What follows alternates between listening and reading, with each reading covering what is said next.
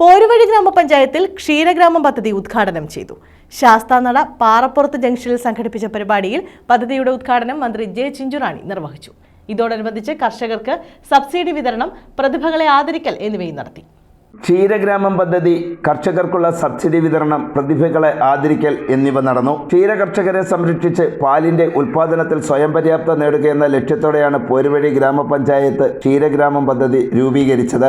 സംസ്ഥാന സർക്കാർ, മൃഗസംരക്ഷണ വകുപ്പ്, പോരുവഴി ഗ്രാമപഞ്ചായത്ത് എന്നിവയുടെ സംയുക്തമായാണ് ക്ഷീരഗ്രാമം പദ്ധതി നടപ്പിലാക്കുന്നത്. പോരുവഴി ശാസ്താനട പാറപ്പുറത്ത് ജംഗ്ഷനിൽ സംഘടിപ്പിച്ച ചടങ്ങിന്റെ ഉദ്ഘാടനവും ക്ഷീരഗ്രാമം പദ്ധതിയുടെ ഉദ്ഘാടനവും മന്ത്രി ജെ ചിഞ്ചുറാണി നിർവഹിച്ചു.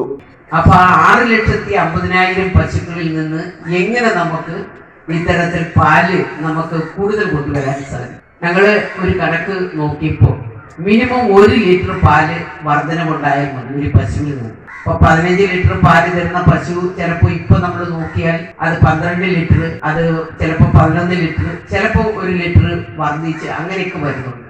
അപ്പൊ അത് തീറ്റയിലെ വ്യത്യാസങ്ങളാണ് പാല് കുറയുവാനുള്ള കാര്യങ്ങൾ എന്ന് നമുക്ക് നല്ലതുപോലെ അറിയാം. അതുകൊണ്ട് നല്ല തീറ്റ, ഏറ്റവും നല്ല ഗുണപ്രദമായിട്ടുള്ള തീറ്റകൾ നമ്മുടെ പശുക്കൾക്ക് കൊടുക്കണം. ഇത്തവണ ഞങ്ങൾ ഒക്കുമെങ്കിൽ സബ്സിഡി ഉൾപ്പെടെ ഈ തീറ്റയിൽ കൊടുക്കുവാൻ എല്ലാ കർഷകർക്കും തീറ്റയ്ക്ക് സബ്സിഡി കൊടുക്കുക എന്നുള്ള ലക്ഷ്യത്തോടു കൂടിയാണ് ഞങ്ങൾ ഇത്തവണ പുതിയ പദ്ധതികൾ ആവിഷ്കരിച്ചിരിക്കുന്നത്. പോരുവഴി ഗ്രാമപഞ്ചായത്ത് പ്രസിഡന്റ് ബിനു മംഗലത്ത് അധ്യക്ഷത വഹിച്ചു. 2 ഹീമോ ചെയ്യുന്ന ആൾക്ക് 1000 രൂപയും 5 ഹീമോ ചെയ്യുന്ന ആൾക്ക് 2000 രൂപയും കൊടുക്കത്തക്ക തരത്തിലുള്ള വലിയ പ്രോജക്ട് ഞങ്ങളിപ്പോൾ നടപ്പാക്കി. കേരളത്തിൽ ആദ്യമായി നടപ്പാക്കുന്ന പഞ്ചായത്ത് പോരുവഴി പഞ്ചായത്താണ്.